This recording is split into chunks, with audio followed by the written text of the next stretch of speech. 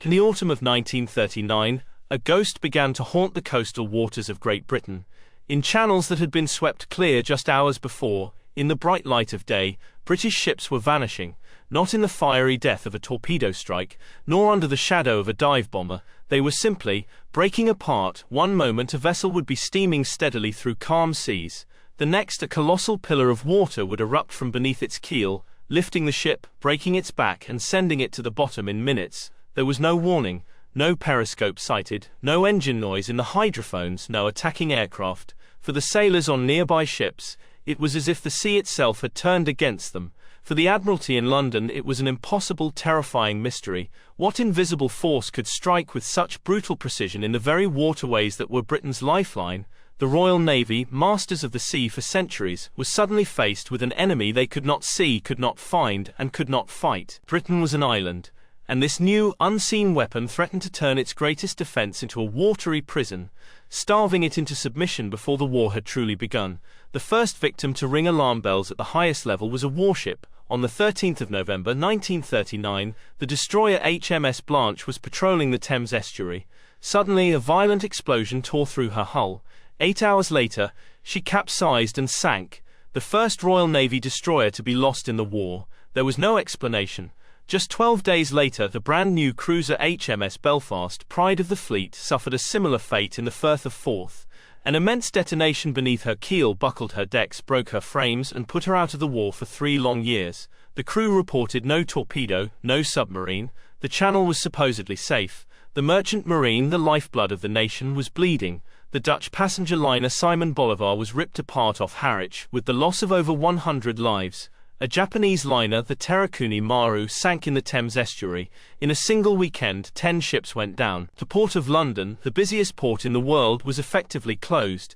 Insurance rates skyrocketed. Churchill, then First Lord of the Admiralty, was incandescent with rage and frustration. He demanded answers, but the best minds in the Royal Navy had none. They were fighting a phantom. The German Kriegsmarine and the Luftwaffe were executing a meticulously planned strategy. The weapon was the Luftmine *, an air-dropped sea mine. Its secret was not in its explosive power, but in its trigger. It was a magnetic influence mine. The concept was not entirely new. The British had developed their own magnetic mines in World War I, but the Germans had perfected it, creating a sensitive, reliable and mass-producible device. The detonator was in essence a highly sensitive compass. It consisted of a magnetized needle, delicately balanced to align with the vertical component of the Earth's natural magnetic field. Any large mass of iron or steel, like the hull of a ship, distorts this natural magnetic field. As a ship passes over the mine lying dormant on the seabed, the ferrous metal of its hull concentrates the lines of magnetic flux, creating a distinct magnetic signature. This distortion is enough to tip the finely balanced needle in the detonator, closing an electrical circuit and sending a current to the fuse. The result was the detonation of over 300 kilograms of hexanite, a powerful explosive. The mine didn't need to touch the ship. The blast, occurring beneath the keel, created a massive gas bubble that lifted the ship, and then collapsed, creating a second devastating blow as the vessel slammed back down into the void. This double action effect was what broke the backs of even the largest ships. The Germans deployed them with impunity. Heinkel 111 bombers and Heinkel 59 floatplanes, flying low under the cover of darkness, would drop them on parachutes into the shallow, confined waters of Britain's estuaries and harbour approaches. The parachutes ensured a soft landing, preventing the sensitive mechanism from being damaged. Once on the seabed, they were nearly impossible to detect. Traditional minesweepers designed to cut the mooring cables of conventional buoyant mines were useless. They passed right over the top of the seabed threat, their dragging wires finding nothing. In fact, the sweepers themselves were prime targets, their steel hulls triggering the very mines they were supposed to be hunting. The invisible blockade was tightening. For Britain, the situation was beyond dire. Every theory was explored. Acoustic mines triggered by engine noise, pressure mines triggered by the water displacement of a passing ship. Sabotage, the evidence didn't fit. Then, on the night of November 22, 1939, came the breakthrough. It was a moment of pure, unadulterated luck, what one senior officer would later call a gift from God. Observers from a Royal Artillery coastal battery spotted a German Heinkel 115 floatplane flying unusually low over the mudflats at Shoebury Ness, at the mouth of the Thames estuary. they saw it release a large cylindrical object attached to a parachute. It drifted down and landed with a soft thud in the oozing black mud of the foreshore. And then, nothing, it did not explode. The tide was out. The mine, for that is what it had to be, lay exposed on the mud, a tantalizing enigma holding the key to Britain's survival. The call went out to HMS Vernon, the Royal Navy's shore establishment at Portsmouth, home to its elite torpedo and mining specialists. The man chosen for the impossible task was Lieutenant Commander John Ouvry. He, along with his colleague Lieutenant Commander Roger Lewis, and a small team including Chief Petty Officer C.E. Baldwin, immediately set off for Shoebury-Ness. They knew they were racing against the clock. The tide would return in a few hours, submerging the device and perhaps activating it. What they found was a formidable object. A grey-painted aluminum alloy cylinder, roughly 8 feet long and 2 feet in diameter, with a sinister-looking fitting at one end. It lay half-buried in the freezing, sucking mud. The team knew nothing about its internal workings. It could be booby-trapped. It could have an anti-handling device. It could be on a timer. It could even be sensitive to light or vibration. Every step on the treacherous mudflats was a gamble. Their first task was to take measurements and photographs, documenting every detail before attempting any intervention. Ouvry decided they had to render it safe on site. Moving it was far too risky. The team brought in a special set of tools, made not of steel but of non-magnetic brass and beryllium copper. This was a crucial precaution, based on the growing suspicion that the mine was magnetic. Any standard iron or steel tool could potentially trigger it. Working in the biting November wind, with the incoming tide creeping ever closer, they began the delicate and terrifying process of dissection. The first challenge was to remove the detonator pistol from the nose. It was held in place by a large locking ring. Using a specially made adjustable spanner, they slowly, carefully, began to turn it.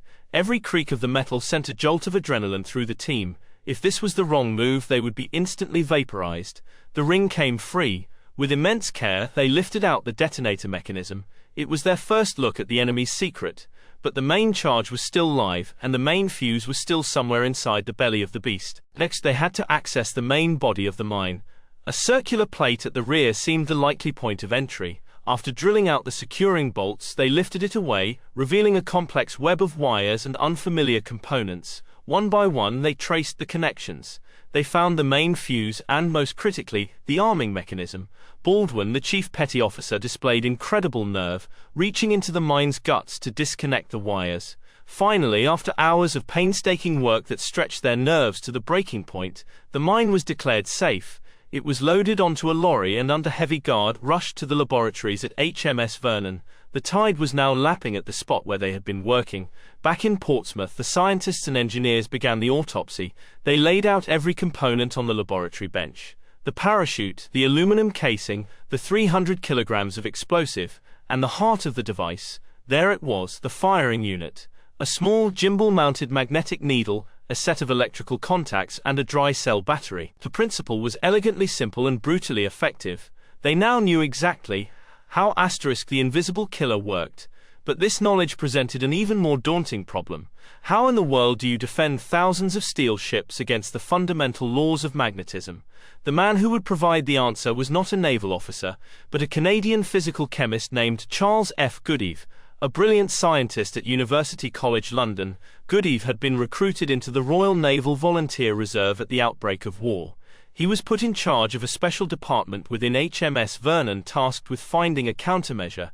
With the captured mine providing the blueprint, Goodeve and his team of boffins began a frantic race to devise a solution. The problem was twofold. First, the permanent magnetism of a ship's hull. A steel ship, built on its slipway, acts like a giant iron bar in the Earth's magnetic field.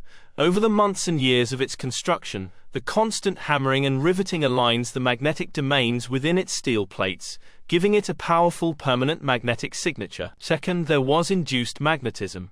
This is a temporary magnetism that changes depending on the ship's heading and its latitude. A ship sailing north becomes magnetized differently than a ship sailing east. Together, these two forms of magnetism created the fatal signature the German mines were designed to detect. The logical solution, then, was to make the ship magnetically invisible, to somehow cancel out its signature. The first attempt was a crude but surprisingly effective method called wiping. Large heavy-duty electrical cables were connected to shore-based generators. These cables were then physically dragged or wiped up and down the length of a ship's hull. A massive pulse of direct current was passed through the cable, creating a powerful electromagnetic field that effectively scrambled and neutralized the ship's permanent magnetism. It was a slow, labor-intensive process, and its effects were temporary, lasting only a few months. But it was a start. Ships began to survive passages through mined waters. Wiping, however, was not a practical long-term solution for an entire navy and merchant fleet. A more permanent, on-board system was needed. This led to Goody's most significant contribution, degaussing. The name itself was a nod to the Gauss, the unit of magnetic induction. The principle was to fit each ship with its own set of electromagnetic coils that would generate a magnetic field equal and opposite to the ship's own, effectively cancelling it out and rendering it invisible to a magnetic mine. The primary system was the M-coil. This was a single, large cable that encircled the entire ship, usually run along the upper decks. A carefully calculated direct current was passed through this coil, creating a magnetic field that counteracted the ship's vertical magnetic signature, the main component detected by the German mine. The amount of current had to be precisely controlled and adjusted depending on the ship's location on the globe, as the Earth's magnetic field varies with latitude. This was a monumental industrial undertaking. The Admiralty ordered the immediate fitting of degaussing coils to every ship possible, from the mightiest battleships down to the smallest fishing trawlers drafted into service. Britain's industry, already gearing up for war, was suddenly faced with an insatiable demand for thousands upon thousands of miles of heavy copper cable. Degaussing stations, known as deperming stations, were established at every major port, where ships could have their magnetic signatures measured and their coil currents calibrated. Teams of electricians and technicians worked around the clock in freezing shipyards installing these life-saving systems. Later, the system became more sophisticated. As the Germans developed more sensitive mines capable of detecting horizontal as well as vertical magnetic fields, more coils were added. The F-coil and Q-coil were laid fore and aft and athwartships respectively to counteract the ship's longitudinal and transverse magnetism. A complex control box on the bridge allowed the ship's officers to manage the current in each coil, following detailed charts to adjust their settings as they sailed across the world. An ordinary merchant ship was now a complex piece of electromagnetic equipment. The invisible ship had been born, but degaussing only protected the ships. It didn't remove the mines themselves. The channels and estuaries were still littered with them. A new form of minesweeping was urgently required, one that could trigger the mines from a safe distance. This led to the development of the double L sweep, or LL sweep. The double L stood for double longitudinal, referring to the two long floating cables towed by the minesweepers. The sweepers themselves were often small, wooden-hulled vessels like trawlers, chosen for their low magnetic signature. They worked in pairs. Each ship would trail a long, buoyant cable with a large electrode at the end. One cable was positive, the other negative. The ships would sail on parallel courses a set distance apart. On the lead sweeper's bridge, an operator would close a massive switch, sending a colossal pulse of electricity, sometimes as much as 3,000 amps, down the cables and into the seawater between them. This huge surge of current created a powerful artificial magnetic field that mimicked the signature of a large steel ship. The field would sweep across the seabed beneath the cables, and any magnetic mine in its path would detonate. The result was a series of violent underwater explosions, sending huge plumes of water geysing into the air astern of the sweepers. It was dangerous, nerve-wracking work. The crews were dealing with immense electrical power in a saltwater environment. The magnetic pulse was so strong it would send their compasses spinning wildly, and could even induce currents in metal objects on the ship. But it worked. Slowly, painstakingly, the LL sweepers began to clear the vital sea lanes. The Royal Air Force also joined the fight in a truly bizarre and ingenious fashion. The challenge was to clear shallow waters like the Suez Canal or enemy ports, where minesweeping ships couldn't easily operate. The answer was the Vickers Wellington DWI, a name that stood for Directional Wireless Installation, a deliberate piece of misdirection. In reality, it was one of the strangest-looking aircraft of the war. RAF engineers took a standard Wellington bomber and removed its bomb bay and gun turrets. In their place, they fitted an enormous aluminum ring, 51 feet in diameter, held away from the fuselage by a wooden framework. Inside the aircraft, where the bombs would have been, they installed a Ford V8 car engine connected to an electrical generator. This contraption was, in effect, a flying electromagnet. The mission profile was incredibly perilous. The Wellington DWI crew would fly at a precise, dangerously low altitude, often just 60 or 70 feet above the waves. Once over the suspected minefield, the generator operator would start the auxiliary engine and energize the coil. The massive current flowing through the ring created a powerful magnetic field beneath the aircraft, strong enough to detonate mines on the seabed. The pilots of these demagnetizing Wellingtons, or Geim ships as they were sometimes called, were a special breed. They had to fly low and slow, straight and level, over known minefields, often at dawn or dusk, to avoid enemy fighters. A slight miscalculation in altitude could be fatal. If they flew too low, the detonation of a mine could swat them out of the sky. The concussion from a blast could cripple their controls or shatter the cockpit canopy. Engine failure was not an option. At that altitude there was no time to recover, yet these crews flew mission after mission, clearing the way for convoys in the Mediterranean, securing the Suez Canal, and even sweeping the approaches to the Normandy beaches ahead of the D-Day invasion. The Germans, of course, did not stand still. They responded to Britain's countermeasures with their own innovations. They introduced acoustic mines, triggered by the sound of a ship's propellers and engines. The British in turn developed countermeasures for these, creating noise-making devices called foxes that were towed behind ships to detonate the mines at a safe distance. The Germans then combined triggers, creating mines that needed both a magnetic and an acoustic signature to detonate. This deadly cat-and-mouse game of measure and countermeasure continued throughout the war, a hidden technological battle fought by scientists and engineers far from the front lines. The magnetic mine was a profound shock to the British system. In the first 4 months of its use, it sank 77 ships totaling over 250,000 tons. It represented the first great strategic challenge of the war, a genuine threat that could have severed Britain's maritime lifeline and forced a swift surrender. The response, however, was one of the great unsung triumphs of the conflict. It was a victory won not by admirals and generals in grand fleet actions, but by the quiet courage of men like John Ouvray, defusing a bomb in the freezing mud, by the scientific brilliance of men like Charles Goodeve, who saw a way to bend the laws of physics to Britain's will, and by the tireless work of thousands of unknown electricians, technicians and factory workers who turned a scientific principle into an industrial reality. The creation of the invisible ship through degaussing, coupled with the aggressive hunting tactics of the LL sweepers and the Wellington DWIs, broke the back of the magnetic mine threat. It did not eliminate it entirely, but it reduced it from a potentially war-losing strategic weapon to a manageable tactical nuisance.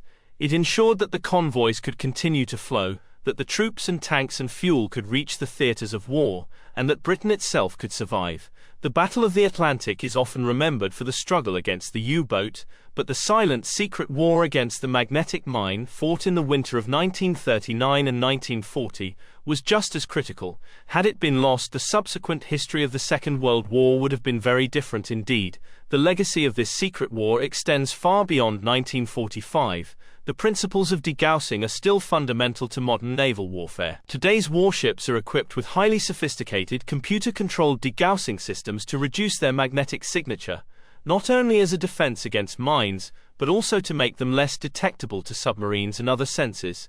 The painstaking work of mine clearance and the development of remote and influence-based sweeping techniques laid the groundwork for all modern mine countermeasures. The story of the invisible ship is a powerful reminder that some of the most decisive battles of the war were not fought with guns, but with slide rules, soldering irons, and an unshakable belief in the power of human ingenuity to overcome an impossible threat. And that concludes this story about the invisible ship, Britain's secret war against the magnetic mine. If you want to learn more about World War II, subscribe, like, and share. Also, leave your anecdotes and ideas in the comments section.